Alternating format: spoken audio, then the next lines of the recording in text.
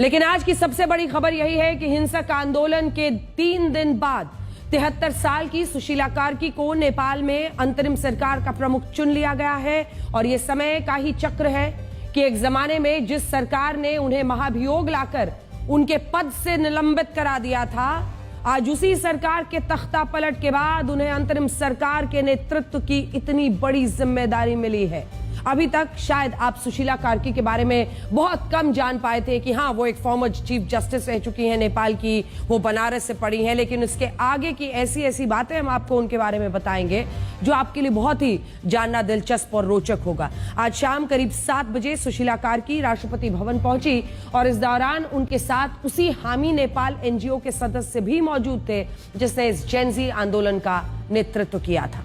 इस एनजीओ ने सुशीला कार्की को अंतरिम सरकार की जिम्मेदारी सौंपने से पहले 3 प्रमुख शर्तें रखी, जिनमें पहली शर्त है मौजूदा संघीय संसद को भंग करना, और यह शर्त मान भी ली गई। इसका मतलब यह है कि साल 2022 के संसदीय चुनाव में जिन भी राजनीतिक दलों ने जितनी भी सीटें जीती थी, अब वो संसद भंग हो जाएगी, वो निरस्त हो जाएगा जो भी चुनाव जीता। दूसरी शर्त यह कि 8 और 9 सितंबर के आंदोलन में जिस तरह से प्रदर्शनकारी युवा मारे गए और उनके खिलाफ शूट एट साइट के भी ऑर्डर दिए गए, उसकी भी एक न्यायिक आयोग से निष्पक्ष जांच कराई जाए। और तीसरी शर्त यह कि पिछली सरकार में प्रधानमंत्री रहे केपी शर्मा ओली समेत सभी मंत्रियों जनप्रतिनिधियों की संपत्ति की जांच कराई जाए और इसके लिए भी एक न्यायिक प्राधिकरण का गठन किया जाए। इसके अलावा सुशीला कार्की सिर्फ तभी तक नेपाल में अंतरिम सरकार को चलाएंगी जब तक कि वहां नए सिरे से चुनाव नहीं हो जाते और नई सरकार का गठन नहीं हो जाता। इसके लिए भी 6 महीने का समय तय किया गया है, जिसमें 6 महीने के अंदर नए सिरे से चुनाव करा के एक नई सरकार का गठन नेपाल में किया जाना बाकी है। नेपाल के जेनजी युवाओं ने यह जिम्मेदारी भी सुशीला कार्की को सौंपी है कि वो अंतरिम सरकार की प्रमुख रहते हुए अगले संसदीय चुनाव पूरी ईमानदारी और निष्पक्षता से कराएं। और आप देखिए कि ये वो टर्निंग पॉइंट है जहां से नेपाल का लोकतंत्र एक नए युग में प्रवेश कर रहा है। ये जो सड़कों पर लोग उतरे थे, ये जो ड्रोन शॉट्स आप इस वक्त देख रहे हैं, और जो लोग ये सोच रहे थे कि इस आंदोलन के बाद नेपाल में राजशाही शासन की वापसी हो सकती है, वो लोग अब गलत साबित होते हुए दिख रहे हैं। और नेपाल के जेनजी युवाओं ने नेपाल के लोकतांत्रिक भविष्य को ही सुरक्षित रखा है, और ये एक बहुत बड़ी बात है। पिछले साल जब बांग्लादेश में तख्ता पलट हुआ था, तब वहां मोहम्मद यूनुस को अंतरिम सरकार में मुख्य सलाहकार बनाया गया था, और कहा जाता है कि मोहम्मद यूनुस का नाम कहीं किसी सिफारिश से आया था, जिसके कारण यहां राजनीतिक अस्थिरता आज भी मौजूद है और बांग्लादेश में अब भी चुनाव नहीं हो पाए। और शायद बांग्लादेश से यहां नेपाल ने सीख ली है। वहां सुशीला कार्की को अंतरिम सरकार का प्रमुख बनाकर यह काम सौंपा गया है कि वो नेपाल में निष्पक्षता से चुनाव कराए और वहां नई सरकार का गठन हो। हालांकि ऐसा कहा जाता रहा है कि अंतरिम सरकार के कार्यकाल के दौरान नेपाल में इमरजेंसी होनी, यानी आपातकाल लागू रहेगा, और इसके लिए राष्ट्रपति सिफारिश जारी करेंगे और बाद में इस पर फैसला होगा।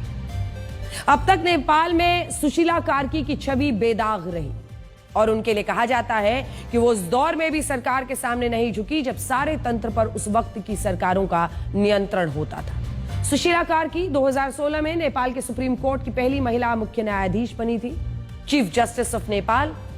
और इससे भी ज्यादा दिलचस्प बात यह है कि उन्हें मुख्य न्यायाधीश बनाने की सिफारिश केपी शर्मा ओली ने ही, पूर्व प्रधानमंत्री ने खुद की थी, जिनको अब जेनजी के आंदोलन की वजह से इस्तीफा देना पड़ा, और उन्हीं की जगह अब ये ले रही हैं। आज यही सुशीला कार्की केपी शर्मा ओली की जगह ले रही हैं। सुशीला कार्की का करियर एक टीचर की नौकरी से शुरू हुआ था। तो जानिए कि आखिर सुशीला कार्की है कौन और उनका इंडिया कनेक्शन क्या है। एक टीचर के करियर से उनकी शुरुआत हुई, और इससे पहले उन्होंने भारत की बनारस हिंदू यूनिवर्सिटी से पॉलिटिकल साइंस में पोस्ट ग्रेजुएट की पढ़ाई भी की थी। इसके बाद साल 2006 में जब नेपाल से राजशाही शासन को हटाकर लोकतंत्र लाने के लिए कॉन्स्टिट्यूशनल ड्राफ्टिंग कमेटी बनाई गई, तब भी सुशीला कार्की इसका हिस्सा थी। साल 2008 में जब नेपाल हिंदू राष्ट्र से एक धर्मनिरपेक्ष गणराज्य बना और महिलाओं को बराबर अधिकार दिए गए, तब भी इस लोकतंत्र के ही कारण 2016 में उन्हें सुप्रीम कोर्ट में मुख्य न्यायाधीश की जिम्मेदारी मिली। हालांकि अप्रैल 2017 में नेपाल की तत्कालीन सरकार ने संसद की सुशीला कार्की के खिलाफ महाभियोग का प्रस्ताव पेश किया। उन पर आरोप लगा कि वो चुनी हुई सरकार के कामकाज में दखल देती रही, रवैया सरकार विरोधी है। ये आरोप इसलिए लगाए जा रहे थे क्योंकि भ्रष्टाचार से जुड़े मामलों में सुशीला कार्की ने सत्ता पक्ष के नेताओं के खिलाफ बड़े बड़े फैसले सुनाए थे और उस वक्त उन्होंने एक बड़े पुलिस महानिरीक्षक की नियुक्ति को भी अवैध करार दिया था, जबकि सरकार उस अधिकारी को किसी भी तरह से महानिरीक्षक नियुक्त करने पर अड़ी हुई थी। और इसी फैसले के बाद सरकार और सुशीला कार्की के बीच टकराव बढ़ा। सरकार सुशीला कार्की को झुकाने के लिए उनके खिलाफ महाभियोग प्रस्ताव लेकर आई। नियमों के अनुसार जांच पूरी होने तक उन्हें पद से निलंबित कर दिया गया। हालांकि इस कार्रवाई को नेपाल के लोगों ने न्यायपालिका की स्वतंत्रता पर हमला माना। पूरे नेपाल में आम जनता और वकीलों ने विरोध प्रदर्शन किया। जब सरकार पर दबाव बढ़ने लगा और वो अपने आरोप साबित नहीं कर पाई तो संसद को अपनी आगे की कार्रवाई रोकनी पड़ी। आखिरकार सुशीला कार्की ने अपने मजबूत इरादों से सरकार को उस वक्त झुका दिया था। यही बात शायद उनके फेवर में गई और जब देश में आंदोलन के बाद इंसाफ करने का सवाल आया तो सुशीला कार्की आज नेपाल की अंतरिम सरकार की प्रमुख हैं। यहां बड़ी बात यह है कि सुशीला कार्की भारत के प्रधानमंत्री नरेंद्र मोदी से काफी प्रभावित हैं। उन्होंने अपने एक इंटरव्यू में कहा था कि मैं मोदी जी को नमस्कार करती हूं और मुझ पर भारत के प्रधानमंत्री नरेंद्र मोदी का बहुत गहरा प्रभाव है। इसके अलावा एक इंटरव्यू में उन्होंने ये कहा था कि जब वो बनारस हिंदू यूनिवर्सिटी में पढ़ाई कर रही थी उस वक्त गंगा नदी के किनारे हॉस्टल और गर्मियों की रातों में छत पर बैठकर गंगा नदी को निहारना उन्हें आज भी याद आता है। तो ये भारत के लिए अच्छी खबर हो सकती है कि सुशीला कार्की का रुख भारत को लेकर अच्छा है फिलहाल, और इसकी जरूरत इसलिए भी थी क्योंकि अब तक नेपाल के प्रधानमंत्री केपी शर्मा का झुकाव चीन के प्रति ज्यादा था। भारत को लेकर वो सहज नहीं माने जाते थे।